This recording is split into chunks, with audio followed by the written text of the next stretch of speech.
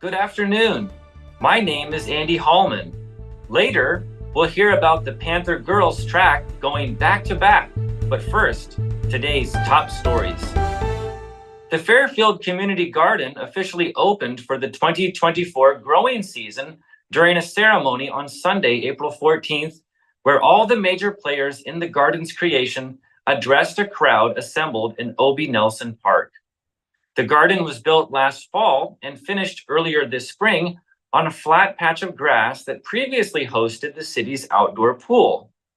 The garden contains 40 raised beds measuring 4 feet wide and 16 feet long, which residents can rent for 1 year to grow their own crops.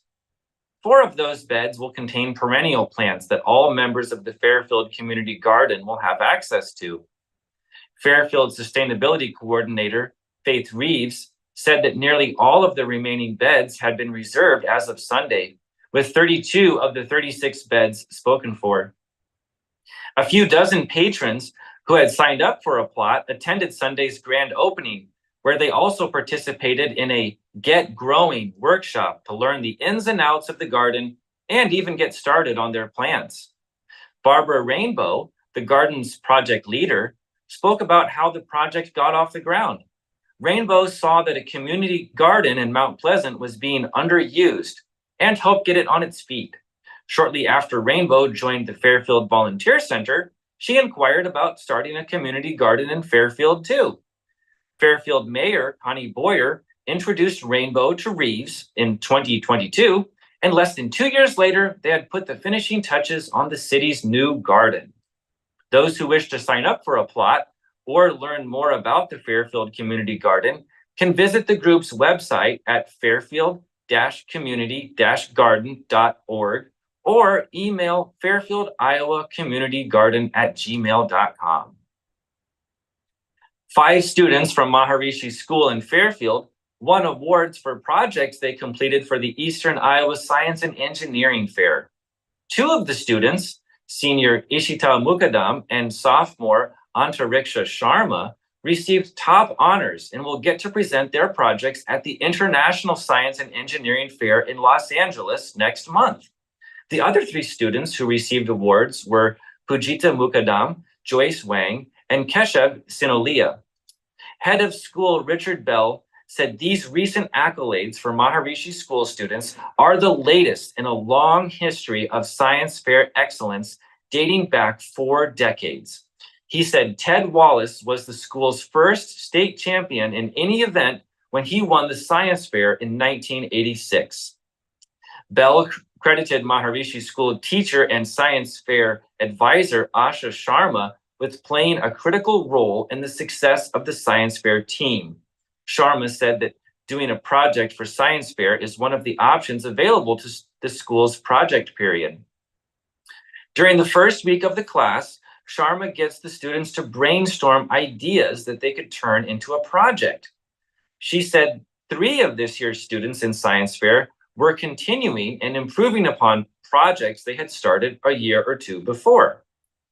All 5 students pursued unique projects based on their interests, and all of them hope to turn their ideas into real-world products after high school. School board members voted unanimously to pass a budget for the Washington School District on Wednesday night, including levies that will raise residential taxes from about $16.015 to $16.14 per $1,000 of taxable valuation. The change is expected to bring in an extra $750,000 for the schools, most of it dedicated to refilling a debt service fund, which has been too full to tax for the last several years. Board member Mike Liska made the motion, which was seconded by Carol Williams. Very little discussion preceded the vote, and no community members weighed in during a public hearing for the proposal. At previous meetings, some have complained about the increased levies, which are amplified by rising property value assessments from last year. Longtime Washington resident Dave Miller was one such community member, and Miller said the board needed to reduce costs everywhere it could, even if that meant laying off people or closing facilities. Cars circled the parking lot and customers packed the picnic tables at Ainsworth's Dairy Mart on April 8th as the soft serve ice cream shop across from Four Corners celebrated its 70th annual reopening. In its 7 decades of existence, the shop's owners have expanded its menu, landscaped the area, built additions, and added a drive-through window where they've seen ever-evolving car models pull up with ever-changing music on the radio. The world around Dairy Mart has changed in that time as well. Ainsworth grew from a town of about 300 to a population exceeding 500. Highland Schools opened, and Highway 218 moved a few hundred feet away from the establishment's driveway. Even so, co-owner Ann Fryenberger said if you closed your eyes at the store on April 8th, everything sounded just as it had at any point in the last 70 spring seasons. Founded in 1954 by Myrtle and Howard Bean Blossom, Dairy Mart has changed hands several times. According to a Washington Evening Journal article published in 1994, commemorating its 40th anniversary, the store was sold to Burke and Helen McCready, who in 1976 sold it to Wayne and Ann Fryenberger. The couple renovated and modernized the building and today leased the business to their son, Greg. Wayne Fryenberger had spent 6 years running a Dairy Queen he rented for $50,000 a year in Petersburg, Illinois, before moving back to Ainsworth to take over the Dairy Mart. In its time, the Dairy Mart has become something of a landmark in Ainsworth, often drawing former locals back into town in the 6 to 7 months a year it spends open. Families have traditions built around visiting the shop after Memorial Day services or other annual gatherings. In some households, multiple generations have worked at the soft serve store as teenagers on summer jobs grew up and eventually raised their own teenagers, needing their own summer jobs. Fryenberger said the secret to the shop's 70 years of success was its timeless appeal, a family spot close to the road with plenty of outdoor space for kids to play. Mount Pleasant City Council accepted the resignation of City Building and Zoning Administrator Jack Swarm at its last council meeting Wednesday, April 10th. Swarm has held the position of Building and Zoning Administrator for 10 years, and while he will admit that this position was not a lifelong dream for him, it certainly became one he grew to appreciate. With Swarm's appreciation for his years serving Mount Pleasant in this role, members of the City Council also expressed their gratitude for the way he filled the position. According to Swarm, he began his successful career with the city as a way to make life better for his family. As he took on his role with the city of Mount Pleasant, he says he discovered a passion not only for inspecting, but for cities and how they function. As Swarm addressed the council in the midst of his resignation, he thanked them, the councilmen that came before them, and the citizens of Mount Pleasant for the opportunity to serve as the city building and zoning administrator for the last 10 years. Likewise, Mayor Pro Tem Steve Engberg thanked Swarm for the role he planned in making Mount Pleasant a great city. According to Swarm, he will be taking a position in Burlington where he will do similar work. And while he will work in another town, he has no plans of leaving Mount Pleasant. Those are today's top stories. We'll take a short break, and when we come back, we'll hear about the Mount Pleasant girls track going back to back. Federation Bank is a locally owned bank providing award-winning customer service. We believe that we are more than just a federation of banks, but a federation of communities, serving Brighton, Richland, Wellman, and Washington, Iowa. Federation Bank's highly skilled staff is here to make sure you are able to accomplish your personal and professional goals, whatever they may be. Federation Bank, your family bank. Welcome back to Newsbreak. This is your sports editor, Anthony Kretzinger, with your sports report for Tuesday, April 16th, 2024. Hope everyone's safe. We got some big storms coming in. There's a little storm on the Mount Pleasant track at Maple Leaf Athletic Complex on Thursday night. The Mount Pleasant Panthers hosted the Denny White Relays, and the Mount Pleasant girls were winners of the Denny White Relays thanks to a trio of first place finishes individually. Alex got in the 100, Kinley White in the 200, and Savannah Slobodnik in the discus. And then 4 relay wins for the Mount Pleasant Panther girls. The sprint medley, the shuttle hurdle, the 4x2, and the 4x1 all won. MP boys had 1 individual winner, Jude Dykstra, in the 1,600-meter run. And this, by the way, is split up into Class A, Class B. Winfield Mount Union boys, a big day in the individual events. Ty Scorpel wins the 400-meter run. Colby Newsom wins the 800. Gabe Hemsworth takes the 400-meter hurdles, and defending state champion Cam Buffington wins the long jump. Relay-wise, a sprint medley win and a 4x4 win for the Wolves. Washington boys had 3 wins out of Josh Anderson, 100-meter wheelchair, 400-meter wheelchair, and 200-meter wheelchair. Alec Eulin wins the 400-meter dash for the Demons. No relay wins for them. Fairfield boys get a win in the high jump. Top 2, as usual, Eli Zelman and Ryan Giberson in the high jump to lead the Trojan boys. How about a little Cardinal boys? Alex Ratchford wins the shot put and discus. Waco Loudon Housingay wins the high jump, and the shuttle hurdle team for the Warriors also wins. And for the New London boys, Class B 1,600-meter run goes to Riley Rains, freshman for the Tigers. And by the way, the Mount Pleasant girls also won last night at the Panther relays. There were 2 meets in 5 days. That one was supposed to be tonight, Tuesday, got moved up to last night, Monday, because of the weather coming in. Mount Pleasant was out with 152 points. Also on the girls' side, Winfield Mount Union gets 9th, Waco gets 11th, and New London gets 13th. On the boys' side, Mount Pleasant 2nd, Washington gets 5th. We had a lot of soccer magic here in the last few days in Southeast Iowa. A big one on Thursday night saw Washington go into Fairfield for some boys' soccer action.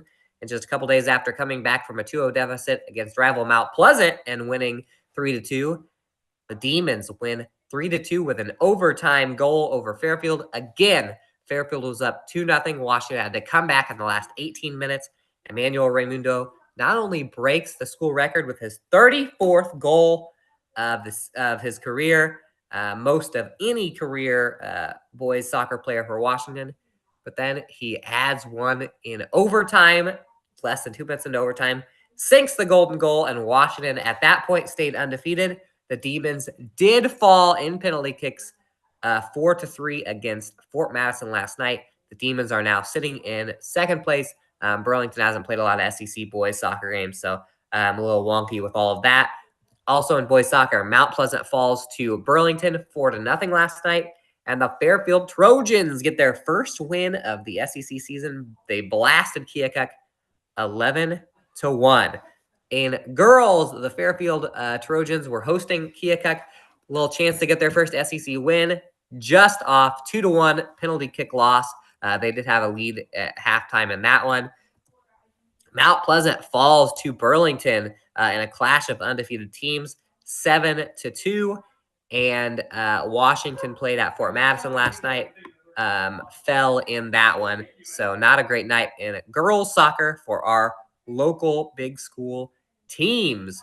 We had a little tennis action, another win for the Fairfield Trojan boys, 9-0 over Fort Madison. And the Fairfield girls, 9-0 over Fort Madison. For those keeping score, that's an 18-0 day for Fairfield tennis over the Bloodhounds. Mount Pleasant girls did play last night, and they beat Notre Dame 6-3, had 4 singles wins and 2 doubles wins in that one.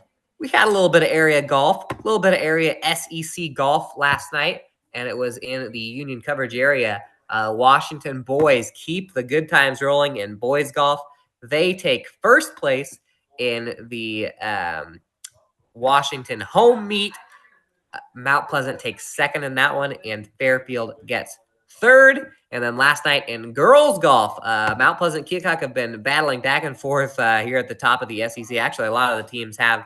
Last night at Mount Pleasant Country Golf and Country Club, it was the Keokuk Chiefs beating the Mount Pleasant Panthers by 9 strokes, 208-217. Fort Madison third, 225. Washington fourth to 232. Fairfield fifth with 237. Little weather coming in tonight. Everyone be safe. We probably won't have any spring sports, but we'll be back on Thursday with another sports report regardless.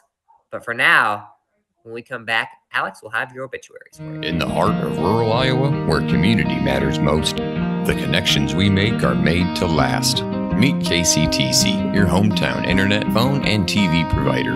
At KCTC, we're not just about technology, we're about people. Our dedicated team are your neighbors, committed to bringing you top-tier services right where you live. We believe in giving back to the community that raised us. Experience the power of a real connection with KCTC. Join us in building a stronger, more connected Southeast Hello, Iowa. welcome back to Newsbreak. It is now time for your obituaries. Victor L. Hartsville of Bentonville, Arkansas, passed away on March 11th at the age of 92. Linda Ann Patterson Sanders of Washington passed away on January 13th at the age of 66. The family will celebrate Linda's life on April 20th from 10 a.m. until 11:30 a.m. at the Jones and Eden Funeral Home. Dennis M. Smith of Birmingham passed away on April 12th at the age of 70. A memorial service will begin at 11 a.m. on April 18th at the Cranston Family Funeral Home in Fairfield. Sarah Ann Stanley of Mount Pleasant passed away on April 1st at the age of 80. A memorial service will be held at 11 a.m. April 22nd at the First Presbyterian Church in Mount Pleasant. Margaret C. Perrinound of Winfield passed away on April 10th at the age of 66. Funeral services will be held April 15th at 10 a.m. at the Winfield First Presbyterian Church. Avis M. Hill of Batavia passed away on April 12th at the age of 82. Funeral services celebrating her life will be held at 10:30 a.m. April 19th at the Benner Funeral Home. Catherine Jean Scott Keefe Beavers of Mount Pleasant passed away on April 12th at the age of 100. A visitation will be held from 2 to 7 p.m. April 16th at the Olson Powell Chapel and Crematory. Joy Ann Bennett of Washington passed away on April 12th at the age of 78. Leroy Bain of Littleton, Colorado passed away on April 6th at the age of 91. Services to celebrate his life will be held at 10:30 a.m. May 17th at the United Presbyterian Church in Washington. That is your news from Southeast Iowa. I've been your host, Alex Snyder. This has been your news break, and I will see you next time.